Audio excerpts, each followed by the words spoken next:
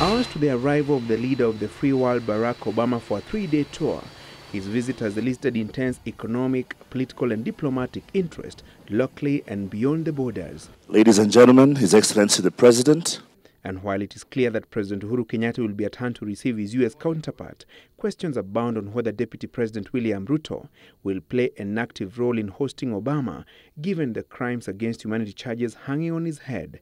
Former U.S. Deputy Secretary of State Johnny Carson had, prior to the 2013 general election, cautioned Kenyans against the Kenyatta-Ruto presidential bid since they were facing charges at The Hague and warned of diplomatic consequences. While Kenyatta is off the ICC hook, Ruto is still fighting to clear his name, raising questions whether he will meet Obama during his 3-day tour.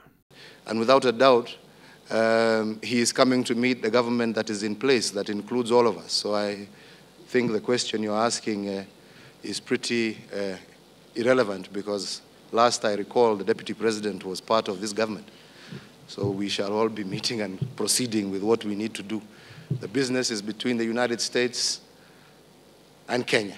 Some international relations experts claim diplomatic issues could arise if Obama was to meet Ruto and send mixed signals to the international community on the United States stand in the fight against impunity and crimes against humanity. But political scientist Dr. Mutahi Ngunyi submits that Ruto must meet Obama at all costs. If I was William Ruto, I put on my best suit and my best smile, and he has one, and he goes there and says, what are you going to do? And let Obama shake the president's hand and avoid Ruto's hand. That in itself is a political statement. And the winner in that situation will not be Obama. The winner in that situation will be William Ruto. When the U.S. Secretary of State John Kerry visited Nairobi in May this year, Ruto featured nowhere in the top-level Kenyan delegation led by President Kenyatta that met the American leader in what was deemed a pre-Obama tour, a situation that was also seen as an indicator that Obama would prefer to keep off Ruto until he sheds the ICC tag. John Kerry is not Barack Obama.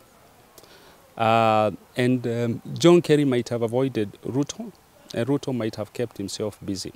But since this is diplomatic hubris, as I'm calling it, he must cause a diplomatic discomfort on the part of Obama. In any case, we are the hosts, and Ruto is a co-host of the president. You cannot say, I'll say hello to the host and not say hello to the co-host.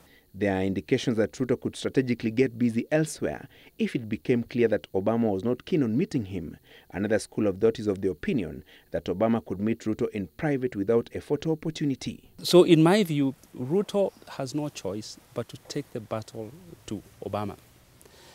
If he decides not to appear in these meetings and go to Murang'a for Harambee, that would be a form of an admission of guilt.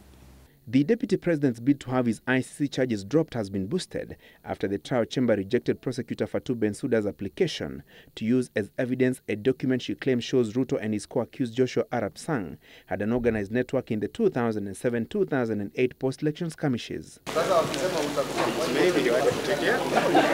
Obama arrives on Friday evening and will be in Nairobi for 3 days, with his itinerary indicating a series of public and private engagements before he departs on Sunday afternoon for Addis Ababa, Ethiopia. Francis Gashuri for The Big Question.